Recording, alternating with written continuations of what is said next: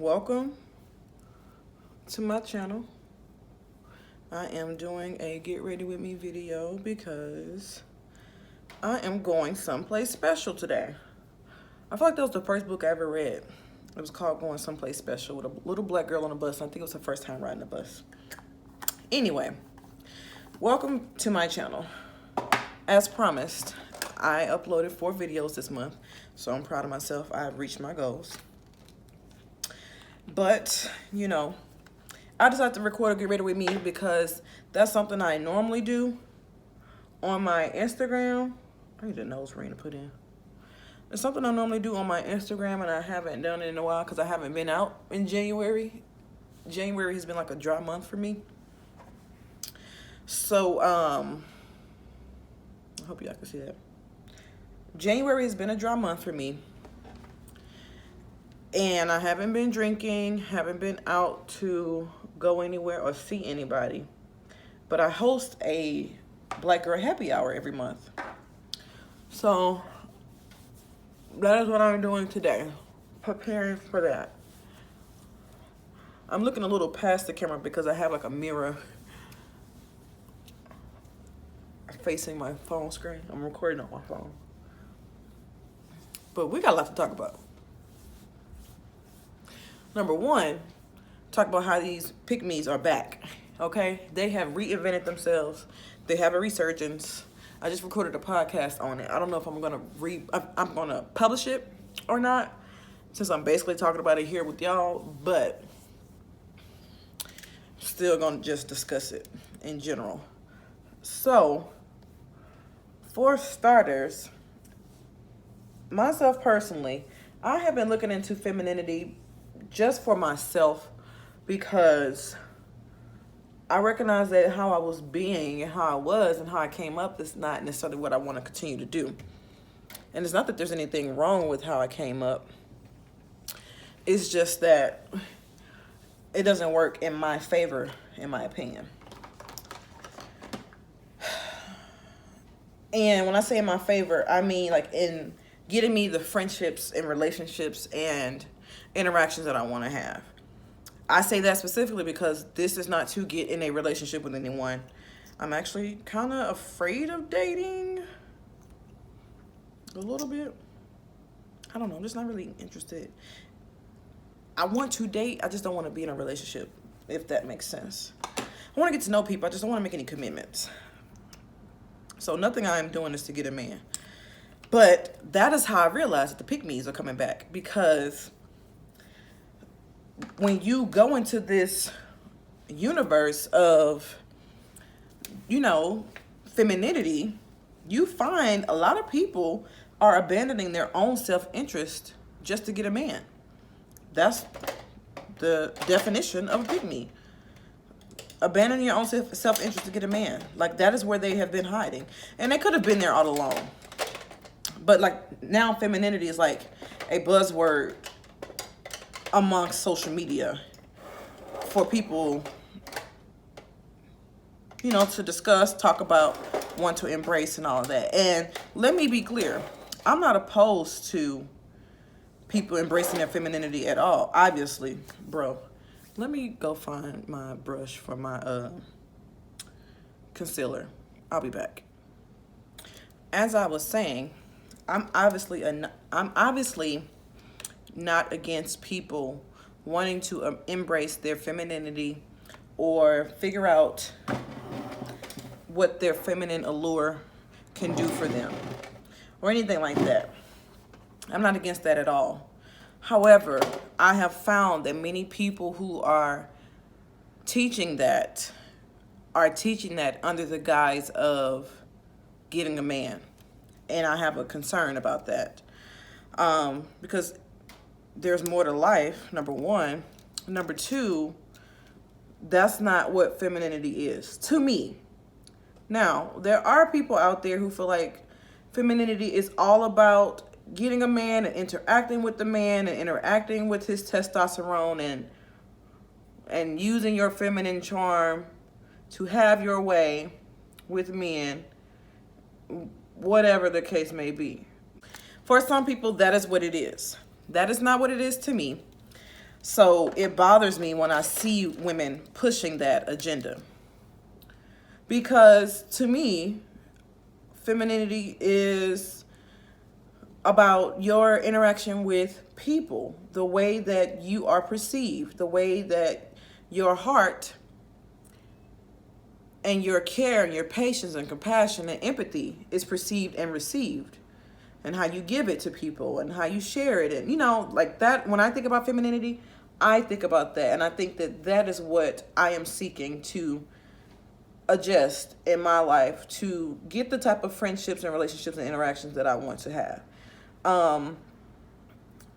So yeah, there are a lot of pick-me's hiding behind this new movement or new wave of femininity. But you know, there are always people hiding behind a wave of something messing up what the true potential it has. That's what happened with feminism. Like, there are a lot of toxic femininity or toxic feminists, who hide behind femininity when that's really not what it is. You're just a misandrist. And that's all right, but be a misandrist out loud. Don't be hiding behind femininity trying to do all that.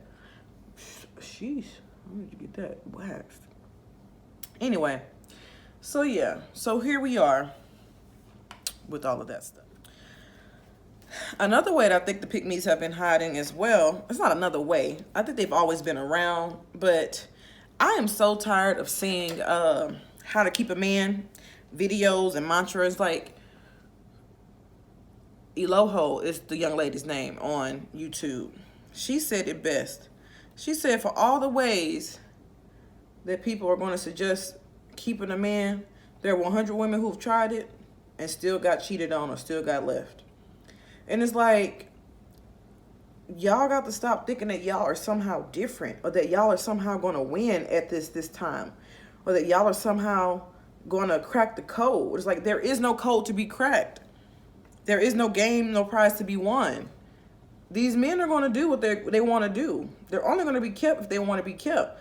Granted, do women do things to drive men away sometimes? Yes, for sure. But do women do everything in their power to keep a man? Absolutely, for sure. For sure. And do the men stay? No, they do not. So what to tell you? You're damn if you do, you're damn if you don't. You just got to find a man that's in it to win it with you. You know? So I'm never really pressed on trying to find a man, let alone keep a man. But, you know, some people, and I don't want people to feel bad like, oh, I shouldn't go out here seeking to find a man. That's not what I'm trying to say. What I'm trying to say is that there's more to life. That is what I'm trying to communicate. There's more to life than having a man. Husbands die. Relationships end. And that does not mean that they fail. But relationships end. People transition on. People grow apart. Whatever the case may be.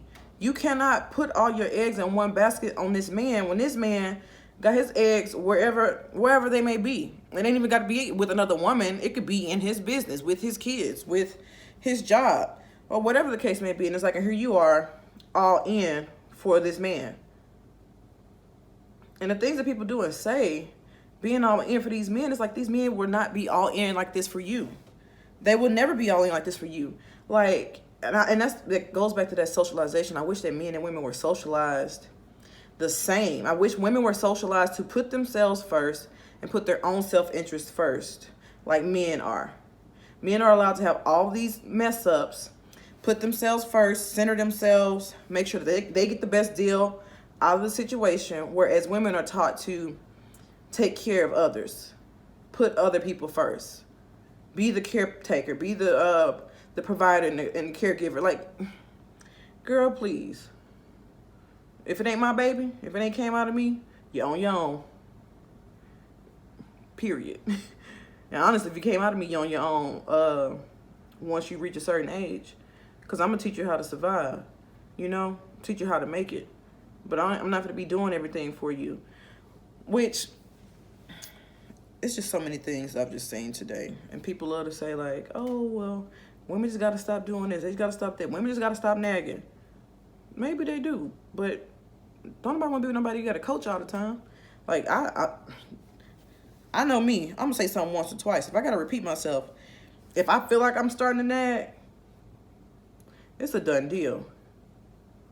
But some people like that. Like subconsciously, consciously they'll say like, oh, I don't like that. But subconsciously, you like that. Because if you didn't, you'd be gone. You wouldn't put up with it. But yet you're still here. Something is keeping you here. So obviously it's not that bad. It's not a deal breaker, you know? So that's all I got on that. The look I'm going for today, I have no damn idea. I never know.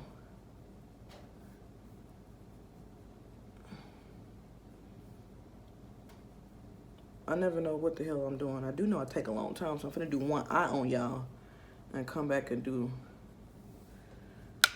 But I'm lying, because I already started doing the other.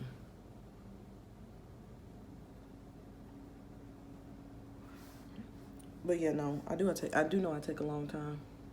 If you're wondering about my eyebrows, they are microbladed. I got them done by Savvy Creations here in Chicago. I'll try to link her Instagram page. She is booked. So if you live out of town, ideally you should book. Like, just book it, then pay for your flight later. Like, that's just the best thing to do. And trust me, you ain't got to worry about, oh, I can't afford it. Pay your deposit now. You will be able to afford it by the time you're able to come in. Trust me. I moved here September 2018. I booked in September 2018, and I got in May 2019 when I got them done. So I'm gonna go back for my retouch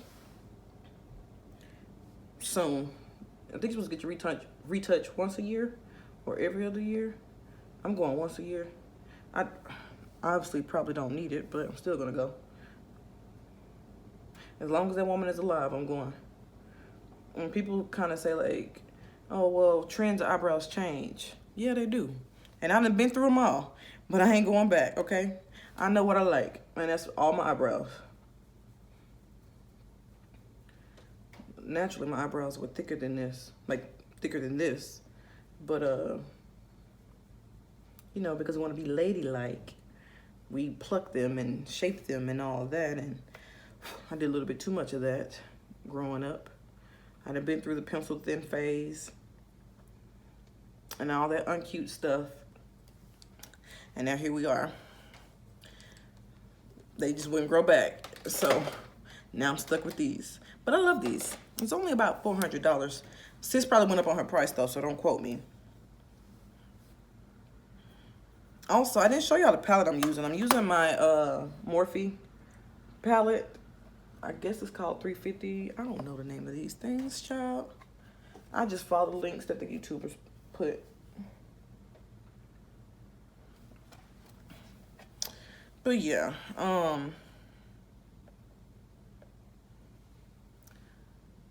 back to this femininity stuff. The reason why I was looking into femininity is because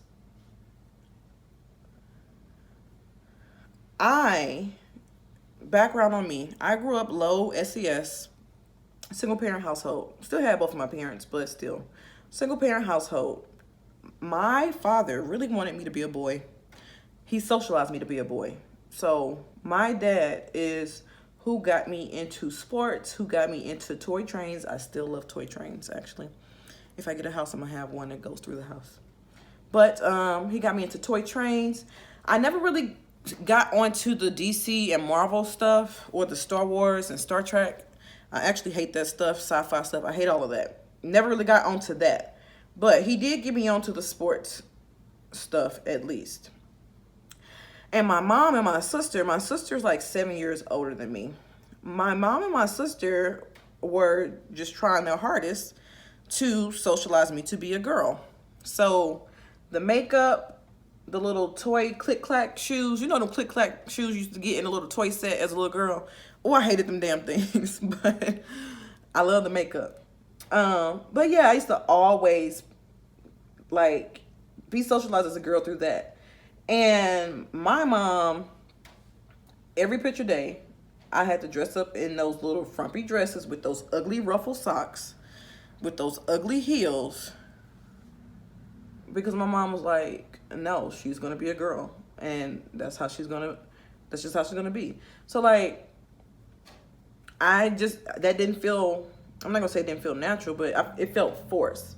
Like, being a tomboy felt natural to me.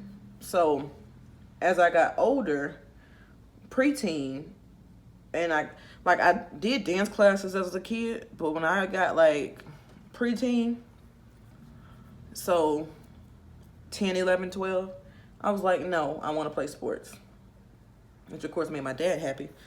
And that's when like the tomboy was like full force, and oh my gosh, I was dressed like such a tomboy. Like, I don't know how people didn't think that I was gay.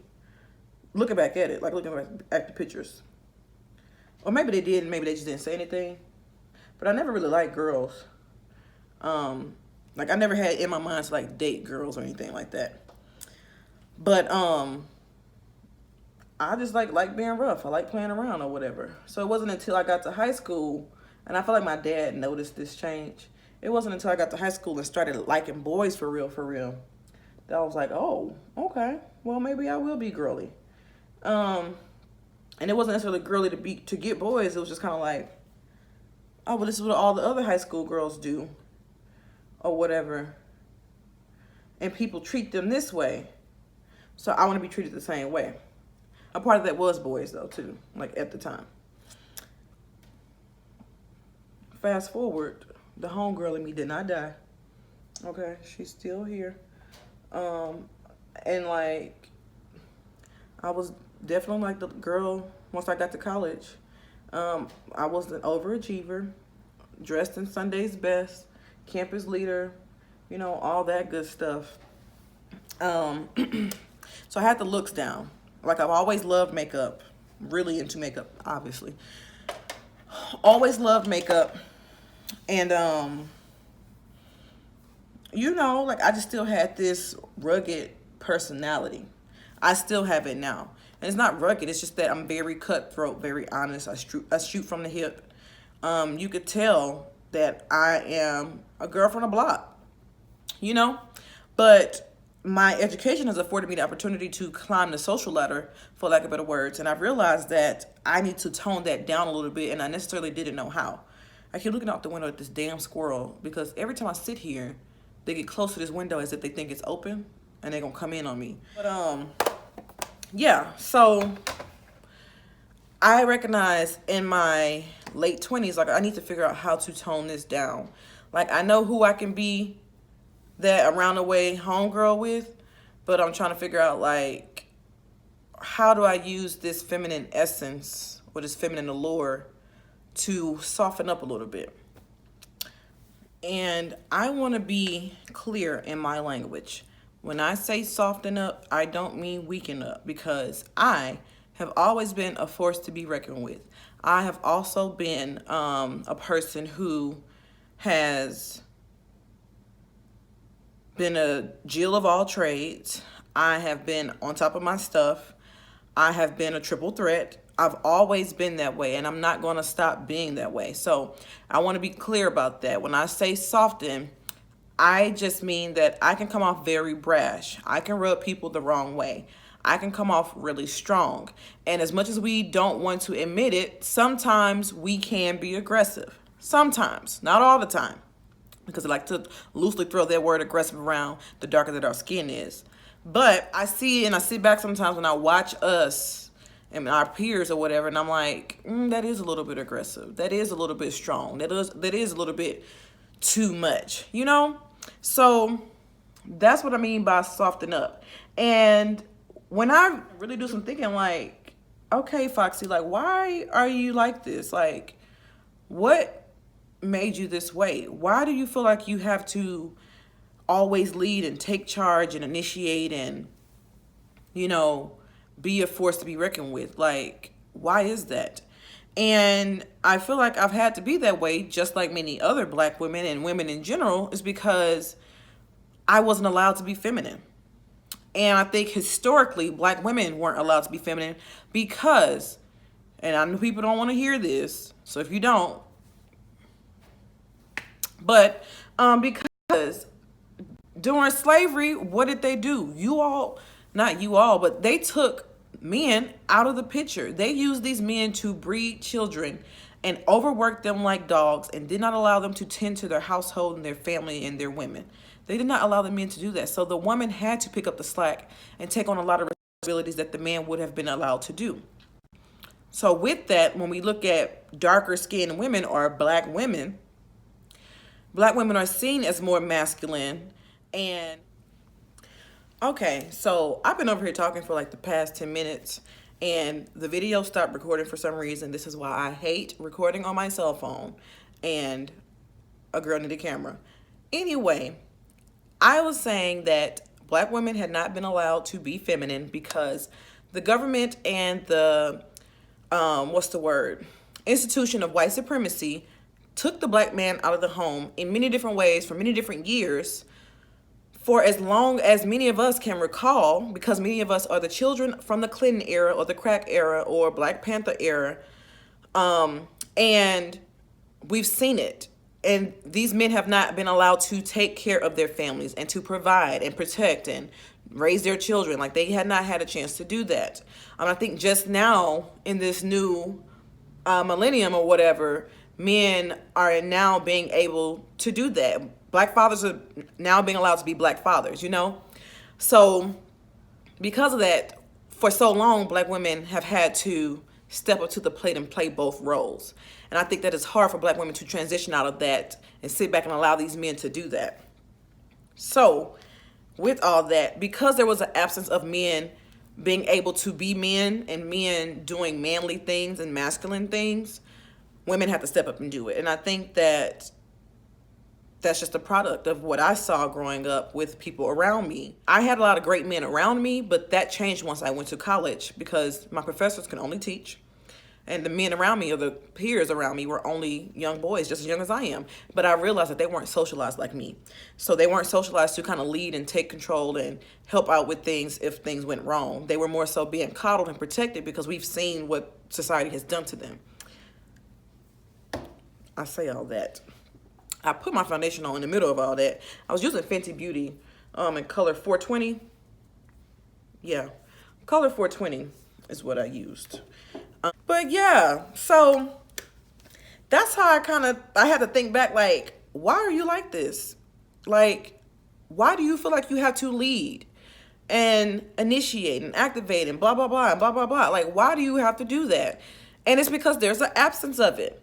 I would love, as an alpha female, I would love to sit back and not have to do anything.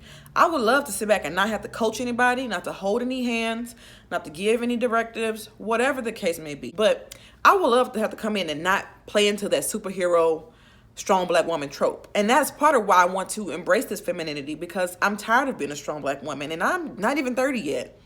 But I see what it does to other women and I don't want that done to me. I want to use this. I know that I am a force to be reckoned with and I want to utilize it another way. And I want to see what can being feminine do for me and help me. And can it help me get away from this strong black woman trope? Can it help me not take on the burden? Can it help me not take on that stress? You know, because I think that people look at me, like my therapist and my my life coach and my friends, and they have described me as a powerhouse. And that's great and all, but who's going to save the hero? You know? So I want to use this femininity to alter my relationships and my interactions and people's perception of me in a way that I can still be strong, but I also have some humanity to myself, if that makes any sense. Okay, y'all. So I had so many problems during my recording because of my cell phone that I just decided to mute this scene and give you a synopsis of what I was actually saying. So essentially, I was telling you all the fact that I supervise college students and, you know, they're between the ages of 18 and 22 and they get into a lot of mess sometimes. And I'm one of those people who are supposed to be like an advocate or support person for them. And I found that sometimes they would be afraid to come and tell me. And it was because they were afraid of what my response would be. And I didn't like that because my job is literally to support you and help you, especially those that I directly supervise. So I felt it necessary to reconsider how I was carrying myself. And I never yelled at them, never cursed at them, never did any of that. Unless I was hangry. I only did that once. But, never did that. Okay, I'm really trying to get us through this video, but Apple wants all my money so I can have more space on my phone. I got 64 gigabytes. Like, damn. I deleted all the pictures in my gallery before I started recording. I don't know what else you want, Apple. But as I was saying, I never yelled at my kids. I want them to feel comfortable coming to speak with me. And as any mature adult, while I am mindful of stigmas associated with my identities, I also have to be responsible and accountable for how I show up in the world. That was literally it. So let's get through this look, since my phone keeps trying to give me hell. And my concealer somewhat has dried. Like up here. Like I made a brush for this.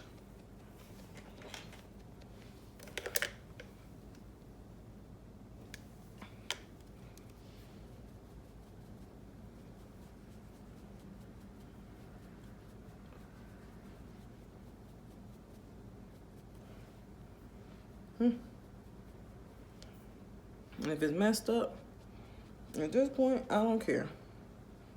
But it don't seem like it is.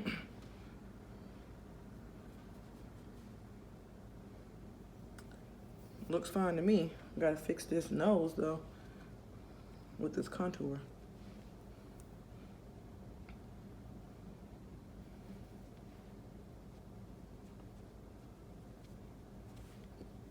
Okay, after a much needed break of deleting apps, come to find out I have 200 gigabytes of storage on this phone, but for some reason it's capping my storage at 65. I'm not gonna play with Apple this weekend. Nor do I feel like going to the Apple store and waiting for someone to come and help me. But anyway, I'm using my Black Radiance HD corrector, True Complexion. I have a really nice forehead.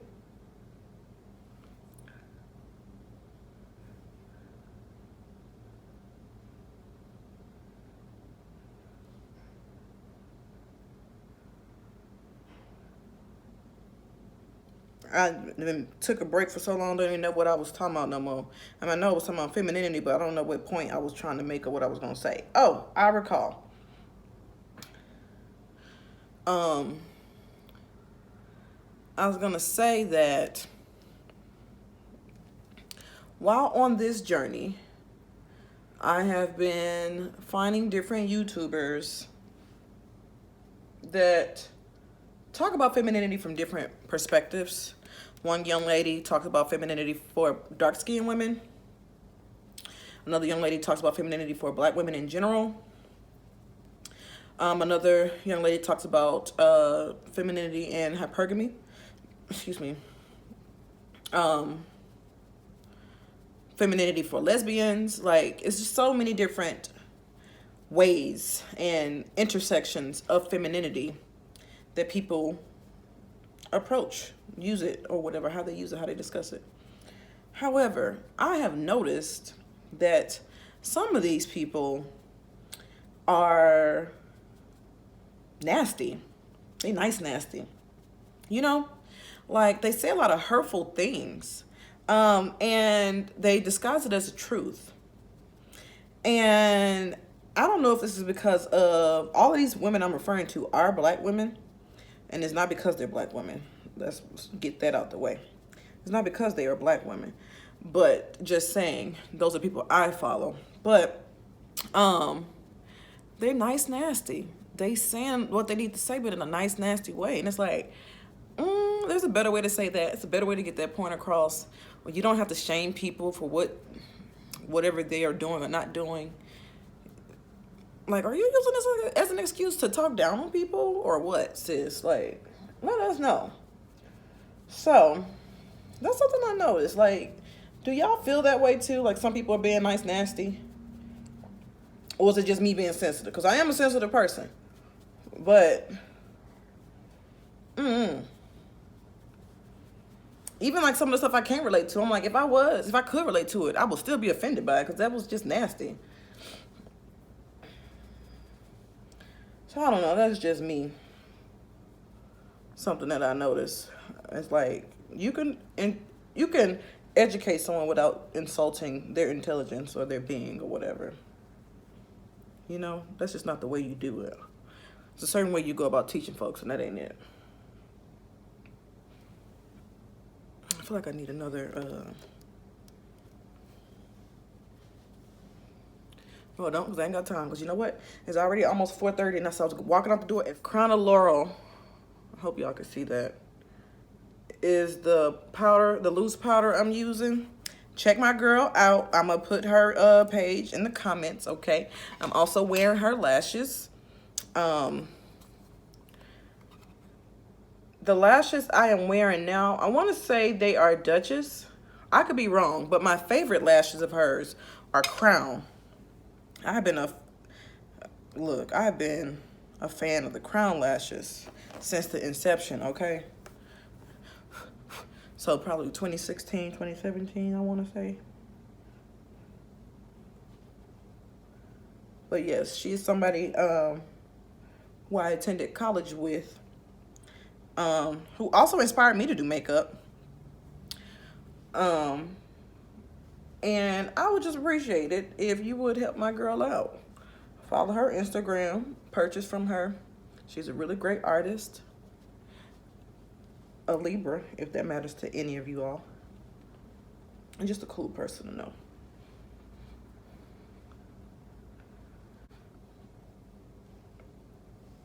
But yeah, really, when I got to college and I met her, that's when my game stepped up with my makeup.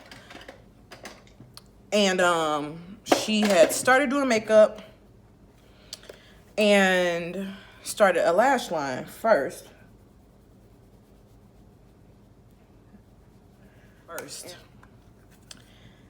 And then she came out like with an elixir and then eyeshadows and foundations, and she's just doing it big. So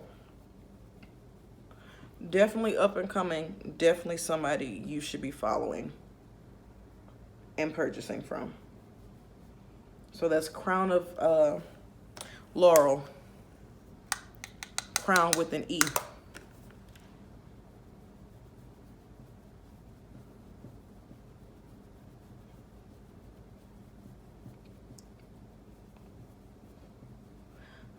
I can't believe I did that on that eye. What I did wrong was I took my Maybelline Fit Me in the color Nutmeg and used it to try to dust off my under eye powder when I meant to use my LA Colors Mineral Press Powder in the color Toffee to do it.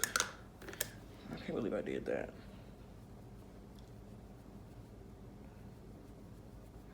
So I feel like I could see it, but hopefully nobody else can. Oh, I feel like I can see this.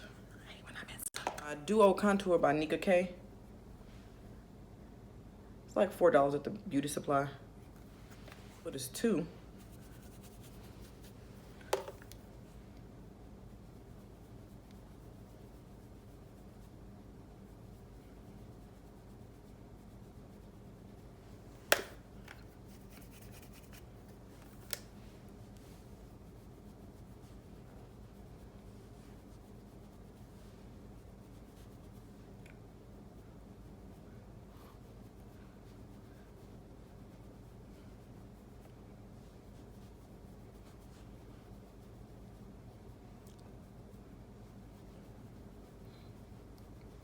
I like really, really dark stuff to contour with, and then I go in, and then I'm using my Black Radiance True Complexion Contour Palette in the color Dark to Deep. I use the middle color in the pan to just like add some type of tone. I like the red. Just a little bit, not a lot of bit.